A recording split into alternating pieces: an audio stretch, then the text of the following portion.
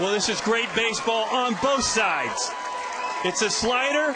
Kendall finds the gap. Franklin's going to leave his feet in center field. We've talked about Brewer, the player of the year in the Big Ten. Watch the backup. Watch his throw into Thomas. A perfect executed relay. Unfortunately for them, runner gets underneath the tag, but it's great baseball on both sides. This is why you love college baseball in the month of May. Who else but Mr. Bush, who leads the Gauchos in RBIs? He says, you know what, I got it. Don't worry. I'll leave it in the trees and tie this game up. Offensively, in home runs, Michael Tolia ties it up here in Westwood. Who said this game is not the best game in the world? It's been a tremendous year, Roxy, for the Bruins. Why? They haven't lost a weekend series. Didn't lose a midweek game. They have the best pitching in the country this year. You take a look at the numbers, but how do you have a low ERA? Well, you got to catch the ball, Roxy, and they've caught it very well. They're fundamentally sound in every facet of the game. They have been sensational this year. Peterson ends up first inning double, puts the Bruins on the board, but in the bottom half of the first, you're going to see Timmy Richards launch one right down the line.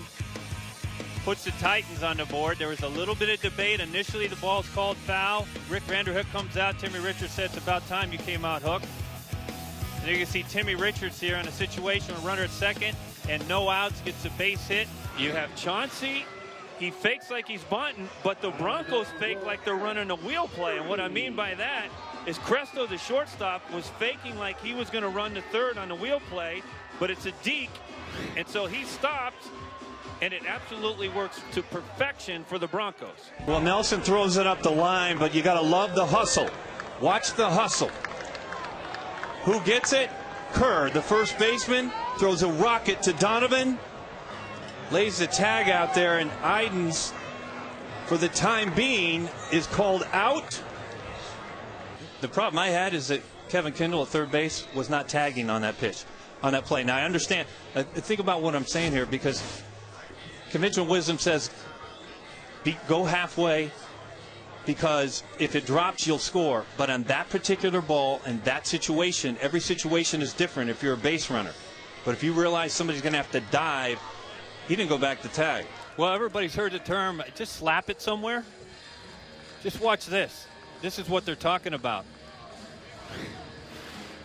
LaForte just says, you know what? I'm just going to throw the bat and play little pepper with the left field line.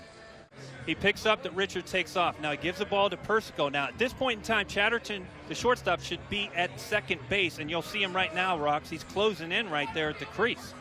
Persico has no time to make Richards commit one way or another there. Having been on the receiving end, I got lower for pitchers, and I always told my players what I managed. You play first base, when a pitcher's going to throw to first, you get as low as you can, because it's going to be the worst throw that you ever get. Well, watch this, the shortstop. Hey, I got it. No, you don't.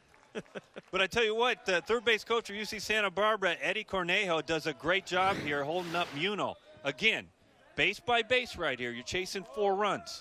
The Michigan club can run the bases, no different than UCLA, and they have 4 guys that have over 10 stolen bases. But how do you get a double? Wogu right out of the box, knows where this ball is hit, and he is thinking too right out of the box. That's great base running and a great start for Michigan Wolverines. Right after the Bruins took a 1-0 lead, runner at second and no outs. No. You walk KJ Harrison? I don't even mess with him. It's just, this is a no-brainer right here.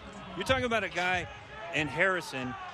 Over half of his hits have been for extra base hits. And then when you're talking about, you have somebody on the mound in Peterson that has control issues. Do you trust him to pitch around somebody like this? They're going to go after him, it appears. That ball ripped to left field. Way out of here. Well, it was a good one. Tanner Thomas was on the bump for the Utes, and he's been solid all year. And again, he was solid tonight. Right from the get-go, had a lot of balls up in the zone, got fly ball outs, he got quick outs, and how about Foscalina in center field leaving his feet? But there you see Thomas. And then how about Foscalina? He says, I can catch a ball, but I can hit the ball. How about leaving the yard in the 9th inning to extend this Utes lead to 4-0 and pretty much turned out the lights, and you see a little emotion there, JB.